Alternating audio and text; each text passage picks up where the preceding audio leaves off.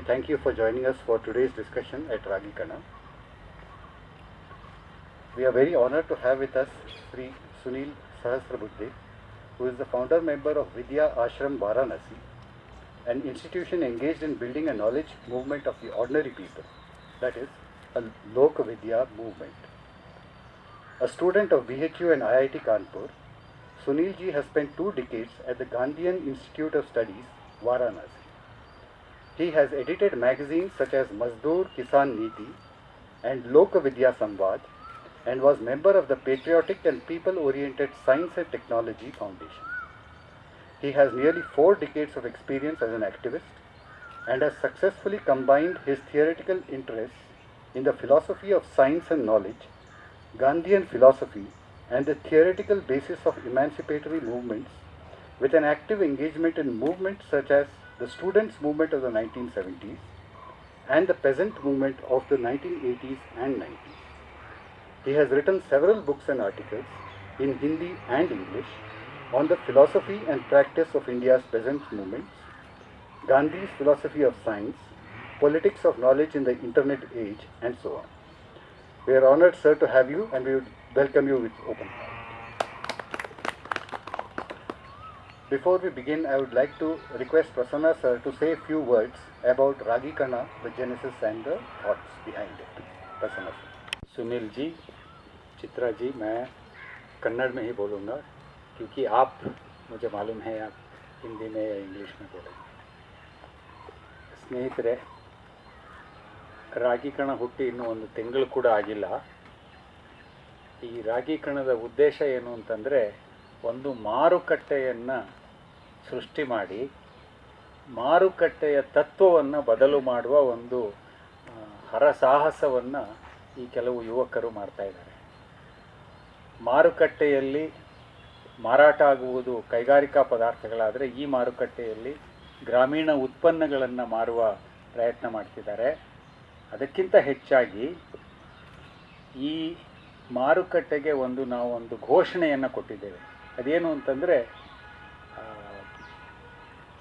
ಒಬ್ಬ ಒಳಗೆ ಬರುವಾಗ ಗ್ರಾಹಕನಾಗಿ ಒಳಗೆ ಬಂದರೆ ಹೊರಗೆ ಹೋಗುವಾಗ ಆ ವ್ಯಕ್ತಿ ಗ್ರಾಮ ಸೇವಕಳಾಗಿ ಹೊರಗೆ ಹೋಗಬೇಕು ಅನ್ನೋದು ನಮ್ಮ ಆಶಯ. ಈ ಮಾರುಕಟ್ಟೆಯಲ್ಲಿ ಪದಾರ್ಥಗಳ ಮಾರಾಟದ ಜೊತೆಗೆ ಗ್ರಾಮ ಎನ್ನುವ ಆಶಯದ ಮಾರಾಟವನ್ನು ಕೂಡ ನಾವು ಮಾಡ್ತಾಯಿದ್ದೇವೆ. This Ragikana is going to sell not just the products of the village, but sell village as an idea. I am using the word sell in a deliberate way. ಇವತ್ತಿನ ಈ ಗೋಷ್ಠಿ ರಾಗಿಕಣದ ಹುಟ್ಟಿಗೆ ಬಹಳ ಮುಖ್ಯವಾದ ಗೋಷ್ಠಿ. ನೀವೀಗಾಗಲೇ ಗಮನಿಸಿರೋ ಹಾಗೆ ನಾವಿಲ್ಲಿ ತನಕ ಜೆ.ಸಿ. ಕುಮಾರಪ್ಪನವ್ರ ಬಗ್ಗೆ ಮಾತನಾಡಿದ್ವಿ. ಸೋಮಯ್ಯ ಅವರು, ಮುಂಬೈನ ಪ್ರಖ್ಯಾತ ಗಾಂಧಿವಾದಿ ಸೋಮಯ್ಯನವರು ಜೀವನ ಶೈಲಿಗೂ ಗಾಂಧಿವಾದಕ್ಕೂ ಇರುವ ಸಂಬಂಧದ ಬಗ್ಗೆ ಮಾತನಾಡಿದರು. ಸುನಿಲ್ ಅವರು ಬಹಳ ಮುಂಚೆಯೇ, ಅಂದರೆ 70ರ ದಶಕದಲ್ಲಿ 60ರ ದಶಕದಲ್ಲಿಯೇ ಒಂದು ಬಹಳ ದೊಡ್ಡ ಬದಲಾವಣೆಯನ್ನು ತಂದರು. ಅದೇನಪ್ಪ ಅಂತಂದರೆ, ನಾವು ಈಗ ಅರ್ಥ ಮಾಡಿಕೊಳ್ಳುತ್ತಿರುವ ಈ ಬುದ್ಧಿಜೀವಿ, ಶುದ್ಧ ಬುದ್ಧಿಜೀವಿ ಅನ್ನುವ, ಅದನ್ನು ನಾನು ತಲೆಹರಟೆ ಅಂತ ಕರಿತೀನಿ. ಶುದ್ಧ ಬುದ್ಧಿಜೀವಿ ಅನ್ನೋದನ್ನು, ಶುದ್ಧ ಬುದ್ಧಿಜೀವಿ ಅನ್ನುವ ಪರಿಕಲ್ಪನೆಯೇ ತಲೆಹರಟೆ. ಜ್ಞಾನ ಅನ್ನುವುದು ಅನುಭವಜನ್ಯವಾದದ್ದು, ಗ್ರಾಮಜನ್ಯವಾದದ್ದು. ಈ ಗ್ರಾಮಸ್ಥರ ಅನುಭವ, ಕುಶಲಕರ್ಮಿಗಳ ಅನುಭವ ಮತ್ತು ಪಾರಂಪರಿಕ ಜ್ಞಾನದ ಅನುಭವವನ್ನು ನಾವು ತಿಳಿಯದೆ ಈ ರೀತಿಯಾಗಿ ಹೊರಗಿನಿಂದ ಬಂದ ಈ ವಿಜ್ಞಾನ ಎಂದು ನಾವು ಹೆಸರಿಡುತ್ತಿರುವ ತಂತ್ರಜ್ಞಾನಕ್ಕೆ ನಾವು ಬಲಿಯಾಗಿರೋದು ತಪ್ಪು ಅನ್ನೋದನ್ನು ಪ್ರಾಯಶಃ 40 ವರ್ಷಗಳ ಹಿಂದೆ ಮೊದಲು ಅದನ್ನು ಪ್ರತಿಪಾದಿಸಿದವರು ಸುನಿಲ್ ಸಹಸ್ರಬುದ್ಧೆ ಅವರು. ಆಗ ನಾನು ಕೂಡ ಕಾನ್ಪುರ್ IITಯಲ್ಲಿ ಸಂಶೋಧನಾ ವಿದ್ಯಾರ್ಥಿ ಆಗಿದ್ದೆ ಕೆಲವು ಕಾಲ, ಬಹಳ ಸ್ವಲ್ಪ ಕಾಲ ಮಾತ್ರ. ಆನಂತರದಲ್ಲಿ ಅವರು ವಿಜ್ಞಾನಿಯಾಗಿ ಮುಂದುವರೆದರೂ ಕೂಡ ಸಮಾಜಶಾಸ್ತ್ರಜ್ಞನಾಗಿ ಆ ಕೆಲಸವನ್ನು, ವಿಜ್ಞಾನಿಯ ಕೆಲಸವನ್ನು ಮಾಡ್ತಾ ಬಂದರು. ಇವತ್ತು ಅವರು ನಮ್ಮ ಜೊತೆಗಿರುವುದು ನಿಜಕ್ಕೂ ನಮ್ಮ ಭಾಗ್ಯ ಅಂತ ಹೇಳಬೇಕು. ಯಾಕೆ ಅಂತಂದರೆ ಕನ್ನಡದಲ್ಲಿ ಕನ್ನಡಿಗರ ಮಟ್ಟಿಗೆ ಇವತ್ತಿಗೂ ನಾವು ಬುದ್ಧಿಜೀವಿಗಳನ್ನು ತಲೆಯ ಮೇಲೆ ಹೊತ್ತು ಕೂರಿಸುವ ಪರಂಪರೆಯನ್ನು ಕೈಬಿಟ್ಟಿಲ್ಲ ನಾವು. We still feel that the intellectual is a big thing. The intellectual had to be carried on not our shoulders but on our head. And I think we need to drop the intellectual down into the floor so that he understands what the Jameen is.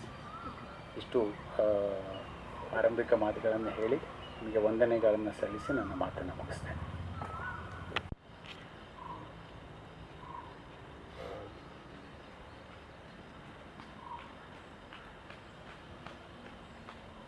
The English presentation may be somewhat faltering.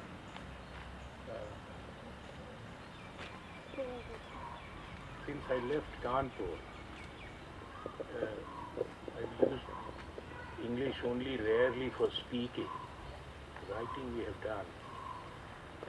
So I live in Banaras. Chitraji is here.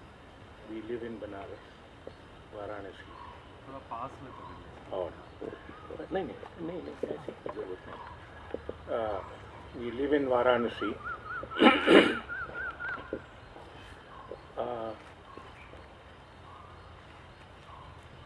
Well, I surmise that I am talking to people here who have their background in reasonably high modern education and have preferred to have a larger interest than which is granted or which is common with the. I can't constantly shake karta hai. Yeah, is it being recorded? Otherwise we can avoid this. I don't know. It's up to you. You have to. we can hear you. We can hear you easily. Up. Pass match.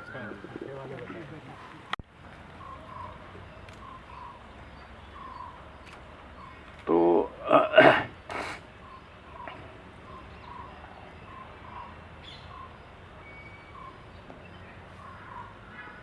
well, let me start with first thanking Prasanna and then others who may have assisted him in getting this done, that I am here and have an opportunity to talk to you. I am very happy to talk to you and would like to, but I may err on this count. What I could say earlier in 20 minutes takes more than 40 minutes now, so you can stop me any time, because I don't want to lose time. I want to hear your comments and questions and everything.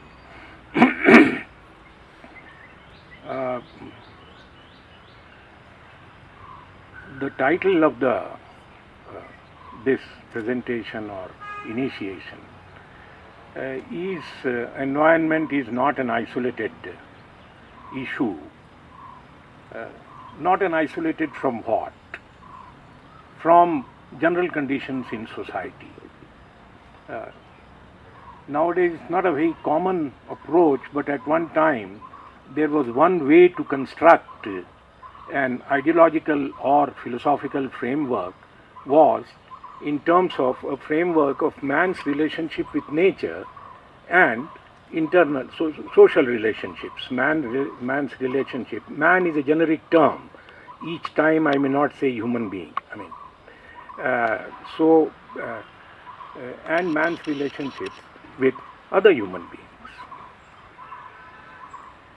It is in this that the environment question is located and is tied up with other issues that one would like to draw one's attention to.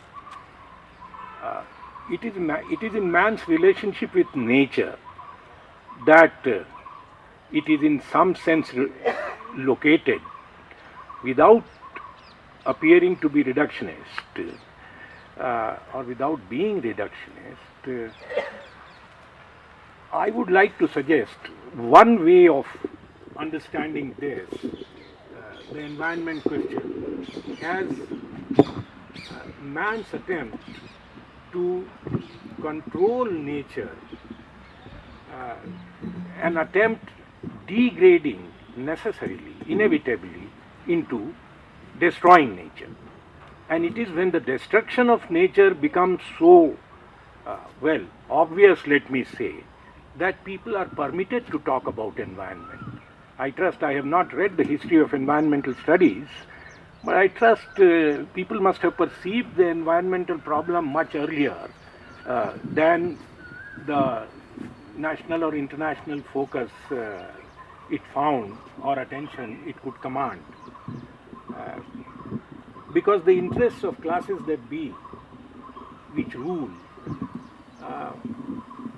are somewhere not in tune with attending the environmental question. It is this value of control over nature, control essentially, control over nature, not living with nature, not harmony with nature, none of this. And why, from where that value comes, takes us further back into the history of mankind or Europe or something, into which we will not go unless it would be a huge digression. Man's control of nature, from this emanates the various, it emanates actually the concept of the rule that we face, shasan. The nature of this shasan, the nature of rule, is somewhere embedded in the idea of control. And we see that today everywhere. Teachers want to control students, parents want to control children, and it's all over. The state wants to control the population. It doesn't want to regulate the population for any better destiny or any further good or something. It just wants to control the population. So this kind of control spread into the interstices, spread into, what should I say, into the body of the world that there is. We are a victim of this. And may I say at this stage itself that this is just one way of looking at the problem. There would be other ways. Just as there are other ways of going from one place to another, just as there are many ways of solving a problem, just as there are many ways of writing a mathematical proof for a theorem, there are many ways of synthesizing a larger molecule from its constituents and so on. So there are many ways of understanding and also perhaps finding a solution to the problem that we perceive. So there is no insistence, कोई आग्रह नहीं है कि the matter be seen this way. The matter be seen in many ways, and whenever, whatever way is preferred may be adopted. That is how I would like to see the whole thing. So talking about control, a kind of shasan, and what equips man to exercise this control, which in turn reinforces the idea of control and the idea of the idea and practice of the new state, is modern science. This argument also may be a somewhat larger argument, but there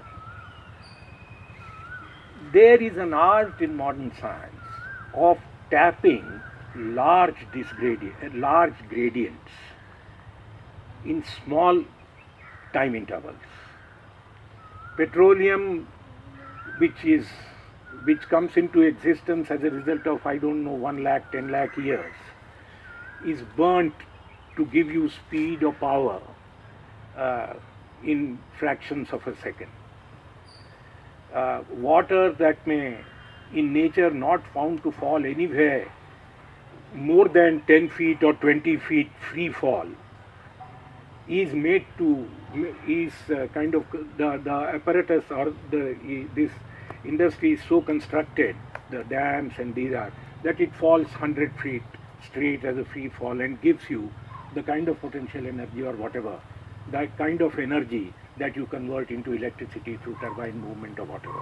So these are large gradients, whether temperature gradients, whether time intervals, whether whether lengths in spaces and so on, into something that is delivered, work that is done in very short time interval. This gives power. This is a very essential skeletal understanding of what happened in 19th century, post Stevenson or post Watt or whatever.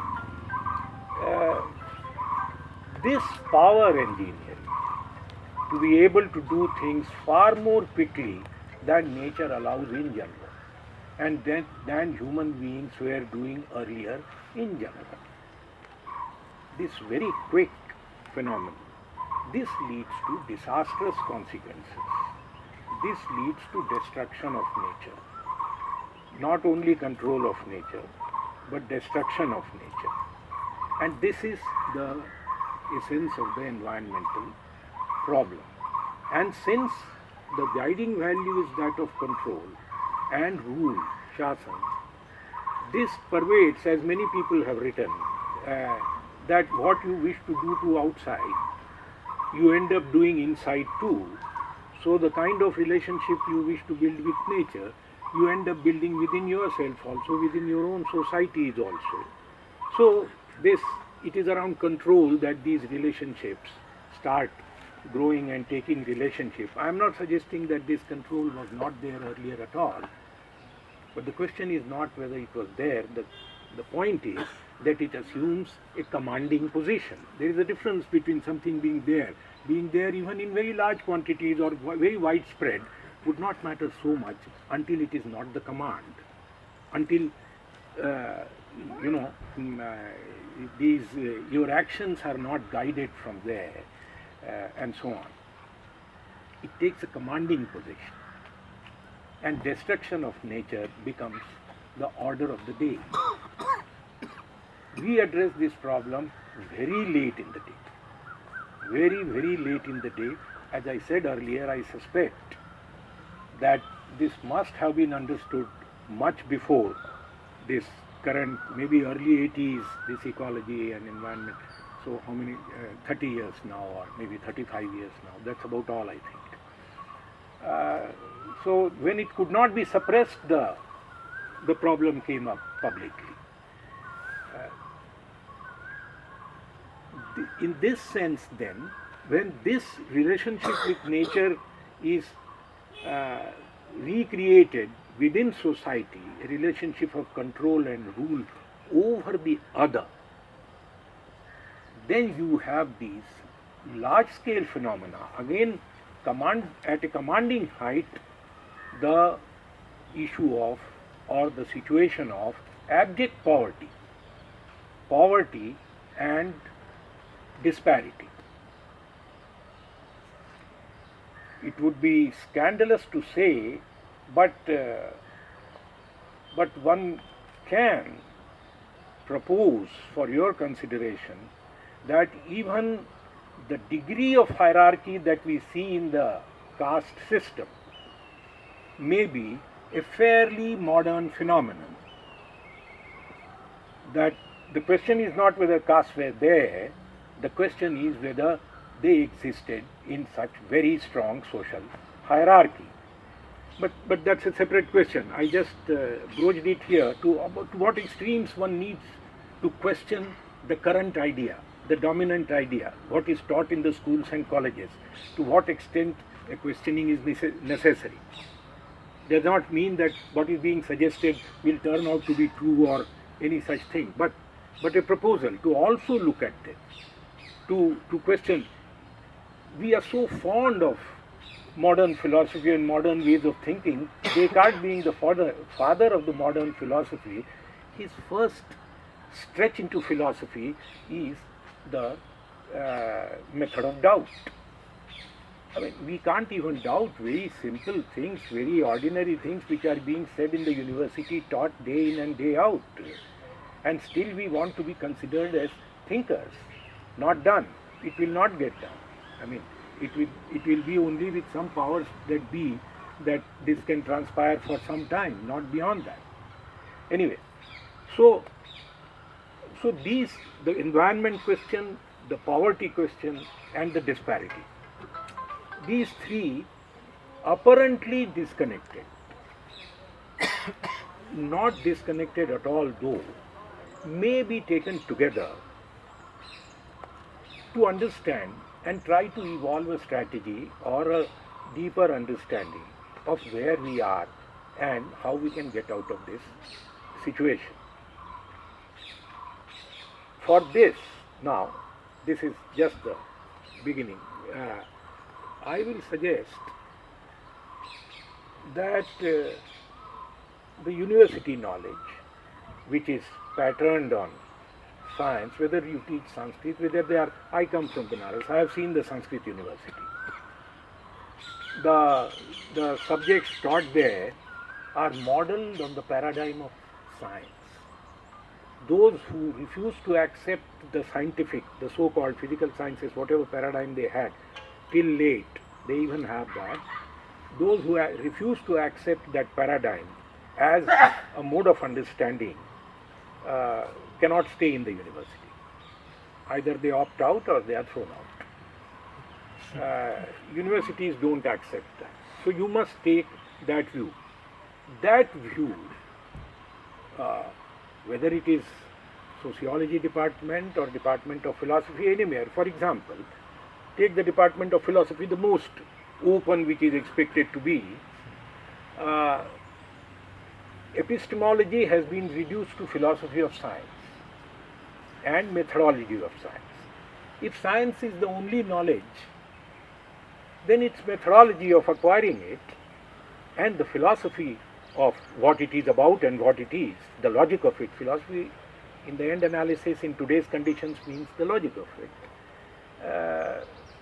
is all that one needs to worry about and think about.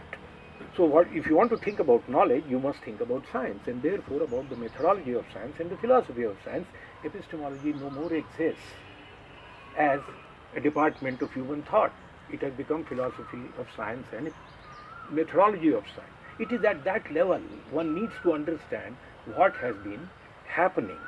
Science provides no solutions, it has created the problem. The university has no solutions, it thrives on continuation of the problem. Where lies the solution then? I wish to draw your attention to people's knowledge, Lokavidya, which is properly speaking not people's knowledge. It is, well, that way also one can describe it, but that is open to different interpretations. It is society, it is, say, knowledge in society. People's knowledge with the new computer phenomenon is very easy to store it. You see it as a body of information and store it on your computer. When you say knowledge in society, it comes with all the baggage. It comes with what people liked at one time, I think they avoid this now, called superstition. What is their way of thinking, their mode of abstraction, their value system, their belief system, their ontology. Knowledge in society, when I say Lokavidya comes with its ontology. Science has its ontology equipped with which, and we are not given sufficient space to grant Lokavidya its ontology. Ontology is about the world, what the world is about, what is it constituted of, and so on and so forth. We are so immersed into scientific ontology. We say anybody who knows nothing about evolution, never heard about it, that there is a theory of evolution or a modern theory of genesis or something, while speaking about the earlier history of man, may very naturally say before there was no man, a period when man was not there.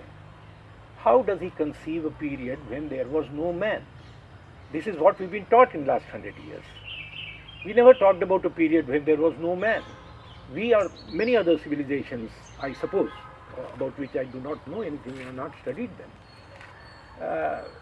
But anybody who knows nothing about it also, I don't know anything about the theory of evolution, but inadvertently while talking about you take the early stages of man, when man did not have a developed language. Who ever told you that there was a time when man did not have a developed language? This is all indoctrination in the modern school. Unless we learn to question this, what we have never questioned, we will not be able to address these deeper problems like that of environment. What should you say? अंग्रेजी में पैबंद लगाने से काम नहीं चलेगा. If it's torn somewhere, at many places and so on, आपको कोई तकलीफ है, एक फोड़ा हो गया है, something else has happened, you treat that separately and so on. Then somebody explains to you that the blood has got corrupted and you need to undergo some other kind of treatment. That you treat one illness, then another comes up, you treat that, then third comes up. So, environment is also some such illness. It needs to be treated fundamentally. And how would Lokavidya see this? We may, it's very difficult to see immediately how would Lokavidya see this. I will come to a very specific point. But before that, we must consciously try to make an attempt to see that Lokavidya is a body of information. It has its own logic, which is not reducible to Principia Mathematica, which is not reducible to the symbolic logic that is taught in the departments of philosophy as logic, which is not reducible to the logic of science. It has its own logic, it has its own values, that we grant that. Then try to understand whether Lokavidya can have a different take, try to interact with people who we may think are Swamis of Lokavidya Swami. Some of the faculty members are extremely good, maybe 10 out of 300 or 30 or something, not more than 10%. And maybe some 10-20% know nothing. We all have gone to college and seen what is the state. Similarly, you will go out to the farmer, to the karigar, the kushalkarmi, the artisan, or to women who are managing households, or to these thela patriwalas, Peasants. not peasants, these those doing business and hawkers and who manage their businesses with very small capital. Start every day with maybe nowadays 5,000 rupees or 1,000, 2,000 rupees, and do manage their families with that kind of initial capital. So one may go to these people, try to understand how they understand. This is not to say, I am not at all suggesting that what they will say will be what we need to follow. I am not at all suggesting that here. I will take an analogy to explain how to look at Lokavidya. They take an analogy from ordinary language. We are told, when we studied, I don't know whether new theories have come up, that spoken language is correct language.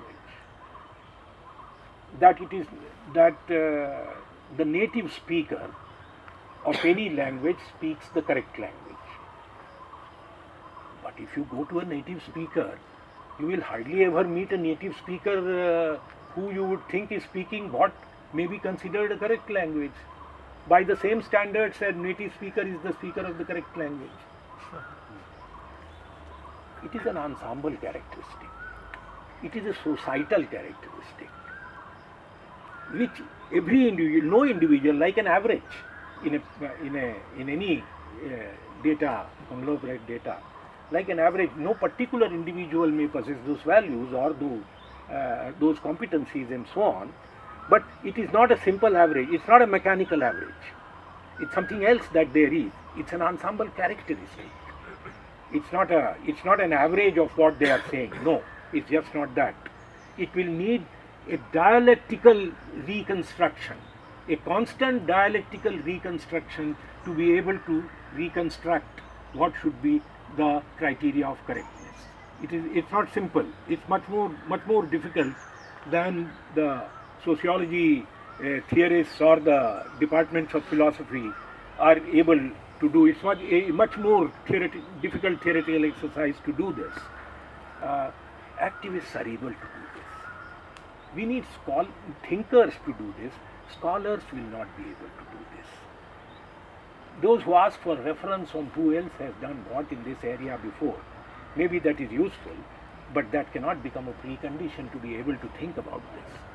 So Lokavidya is a kind of knowledge which is there, which is non-institutionalized, which is with the women, with the peasants, with artisans, with very, very small business walas, Adivasis, and so on. It is there. What is the characteristic? One big characteristic, and we will take that on from there to our discussion of environment, is that this knowledge is distributed knowledge. It's distributed in the community to which it belongs. This concept of distribution we will use again and again from now on for a while. I'll not take too long.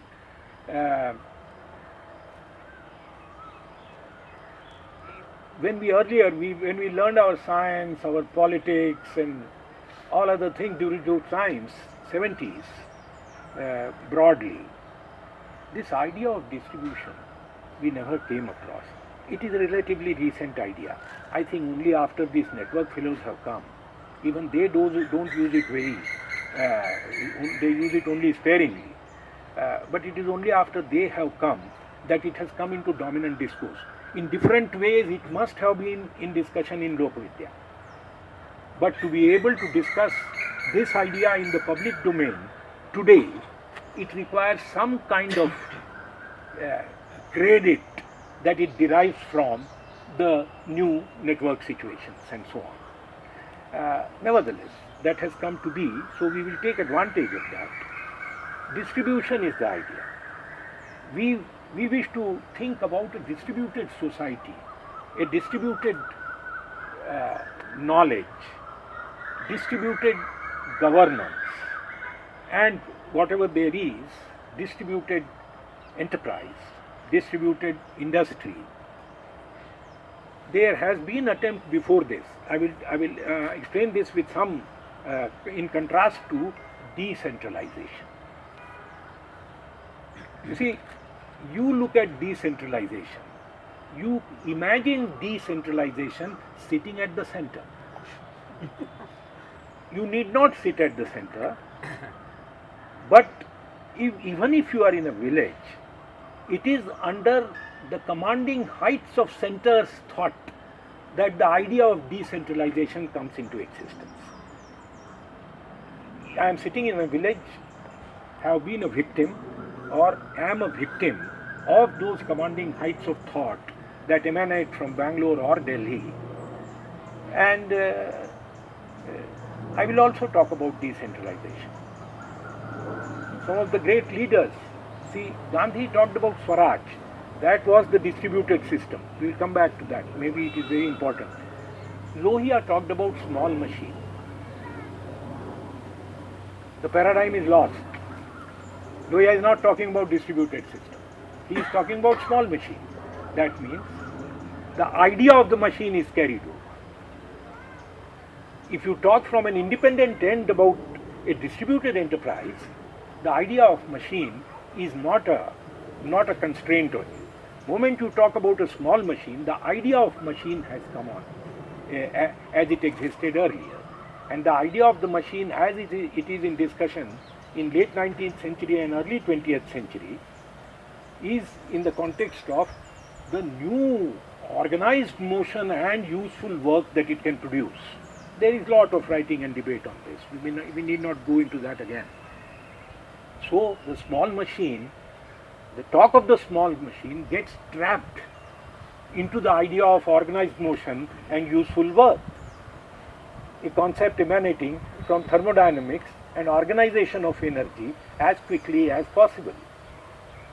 Maybe some of these ideas would be very useful. Some critical constructions of these things may be very useful while looking at the new phenomenon where it's not energy but information is being organized at electromagnetic speeds, at the velocity of light. They are being organized in the speediest way that is imaginable by today's science. So, but that will not come to that immediately. So, decentralization. How did, there was a response in the 70s and early 60s and 70s in our country. There was that small is beautiful from, who was that, Schumacher. But 15 years, I think that is 73 or sometime, 15 years before that, the Socialist Party manifesto written by Lohiya talks about the small machine and is arguing against the new industrialization policy under Jawaharlal. Rightly or wrongly, we are just looking at the conceptual apparatus that inherits the same values, that shares the values with which are inherent in the Congress policy. Democratic socialism of Dr. Lohiya shares those values. It talks about the small machine. It is unable to talk about Swaraj, or it doesn't want to talk. We don't know. I have never met Lohiya. What was actually the case, but that perhaps doesn't matter so much. But it does not actually talk about Swaraj. It does not talk about distributed systems. It talks about decentralization. Entire democratic socialism thereafter has talked constantly about decentralization. It has not talked, even last 10 years when distributed systems is, about distributed systems you can talk about easily and it will be acceptable. The socialist stream in this country has not talked about distributed systems. What has it done? Even if Swaraj was there, Anna's movement floated the idea of Swaraj again.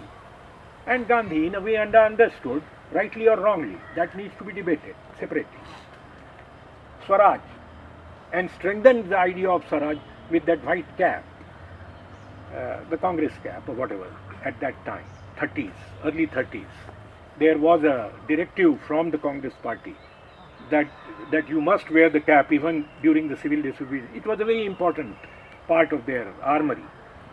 So the cap came back, Swaraj came back, and now we have, I'm taking a little time on this because it's very important to understand how do we conceptualize a distributed system. Now we have from that Swaraj, now the movement has split into two major parts, and maybe a lot of part of the movement does not agree with either of them. That is quite a possibility, but they don't have a leader. Two parts. Arvind Kejriwal sees Swaraj as some kind of democracy, a purer democracy, a more participative, his Mohalla Samitis, this, that, more participative democracy and so on. And Swaraj India, the other party in the leadership of Yogen and others, by and large sees Swaraj as true socialism. Both of them are not able to avoid a fundamentally European reference to understand the idea of Swaraj. We get a beating right there.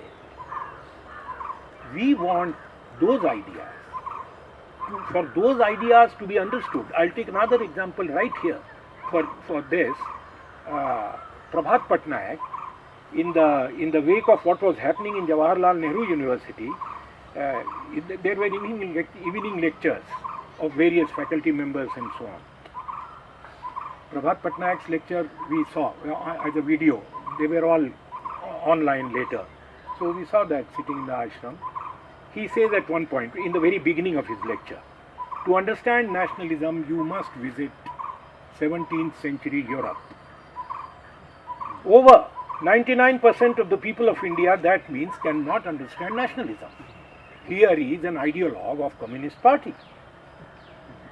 The ideologue of Communist Party, I am not suggesting that all Communist Party agrees with what he is saying. Not at all. But here is a strange strain, which is not strange, a very, very powerful strain in the thought of the educated who have gone to higher education and higher echelons of higher education. Not just higher education, MA is also higher education. But it's not just higher education. It's the higher education goes higher, higher, higher and higher, endlessly almost. Those who have gone to that have imbibed a logic of thinking which is alien to the people of this country, which is alien to Lokavidya, and willy-nilly ends up referring to a European condition for an understanding of what he is trying to explain to the people or to whoever are his listeners, his or her listeners. This hurdle has to be overcome to understand the environment question, to see at the possible steps or possible imaginations for having a no poverty society, an environment friendly society, a no poverty society, and a society without hierarchy or disparity. It is a necessary condition that the people who are subject, who are victim of all this, who are poor, who are victims of disparity, who are mainly victims of environmental degradation, that they are able to see where we are going and they must understand. And it is their initiative that should be able to come into existence on the ideas that are suggested as a way out. Distributed structures is how Indian society was organized. Swaraj was one way of describing it. You have some of these people have, the older PPST fellows in Chennai, in Dharampal had some data on Chengalpattu, its fiscal system. They have done more work on that, and I have not seen the small book, but I have seen the earlier articles or something, not recently, that it talks about the Chengalpattu fiscal arrangement. A very interesting economic arrangement where very often the revenue is collected to the point where it is spent. You can have more revenue. All municipalities are after their state governments too, that they should be given more money. And all state governments are after the center for more and more funds. They may be given more funds. The Financial Commission or whatever that is may be very large-hearted or may have a different view, but the funds will come via the center. And therefore, on the back of the funds will come the thought according to which or on the basis of which the center is organized. It will come with the thoughts of global capital. It is unavoidable. Distributed society, one is talking about something else. One is not talking about decentralization. One is not talking about, when you talk about knowledge in society, one is not talking about people's science movement. People's science movement takes science to the people. We want a Lokavidya movement which takes knowledge of the people to the places which matter. It is only this new dialectic, if we are able to establish, that a new imagination may be constructed or a space may become available. When I was thinking about what I should be talking to you about, I have been listening to friends here. I can't read or write or understand Kannada, but we have been told now we are here for 10 days, and I have been coming earlier also here, about various traditions in the land, the kind of knowledge conflicts that were there even in 60s, 70s, 80s and so on, the kind of scholarship that exists here and so on. Looking at that, it appeared to me, we've been looking for these spaces, and it appeared to me that Bangalore, we came here while saying, after telling friends that this is the acclaimed knowledge capital, acclaimed internationally as knowledge capital. Many of our friends don't accept that it is knowledge capital. We have not critically seen the idea, but it is acclaimed as knowledge capital. That cannot be denied. Knowledge city and a knowledge capital are not the words that we have created.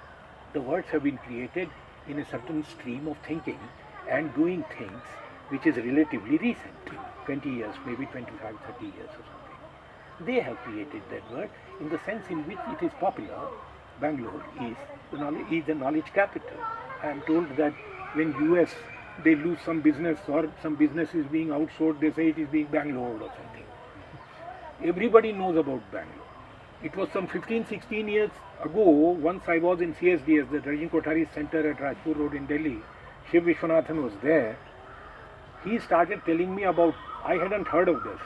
he started telling me about how great interest has kind of people across the world, all over the world, are taking interest in Bangalore, how studies are going on in Bangalore, a variety of social and other types of studies are going on Bangalore.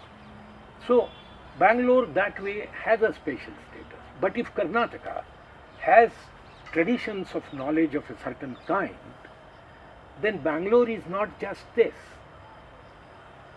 I mean, all the streets of Bangalore and all the parts of Bangalore are named after different people which belong to different knowledge traditions. Some may be there. There is a C.V. Raman Square or there is a CNR Square or something.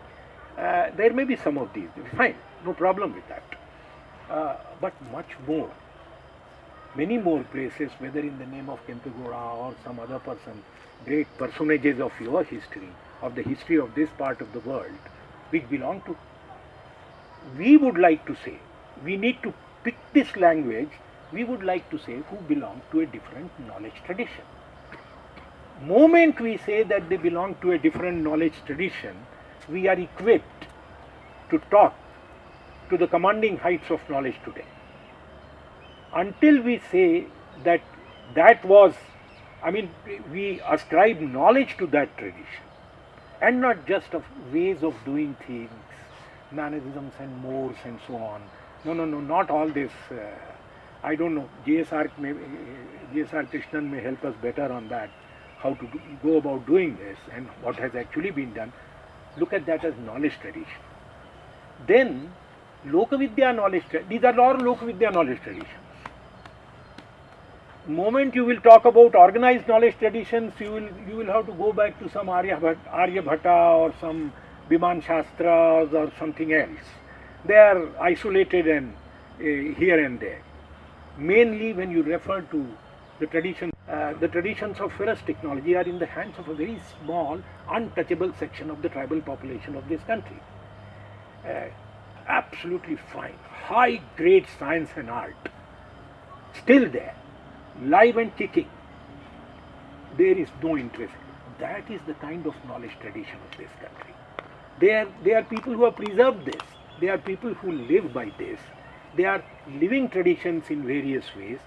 It is these people who have values of distributed structures. It is these people who have values of distributed economies. It is these people whose values are in tune with a distributed society, a society which is non-hierarchical, a society which is not disparity ridden, and a society in which the high and the low are not so very separated that it leads to abject poverty. It is these people who are aware of that first hand in a sense of Lok Smriti. They are not aware of that first hand in the sense of their personal experience. But the tradition of experience to which they belong, the tradition of knowledge to which they belong, has this experience, has had this experience, and these experiences, even if you have not had yourself, nor your father, nor your grandfather, there is a mechanism. The social activist knows how to excavate memory, the lower and lower layers of memory, and if a social activist gets into a proper dialogue with such people, not just one or two, a larger number maybe, in a conscious way, he will be able to dig out those lower layers, which they may not sometimes be able to dig out on their own. So here is that wealth of knowledge. It is here. It is from here that a solution can emerge for the environment question, for the ecological. They are tied up. Environment and ecological questions are not separable. To the poverty question, to the disparity question. It is about this that I wanted to draw your attention. I don't know what I have not said and what extra I have said, but I'll stop here so that more people can talk. Yeah, please. Thank you.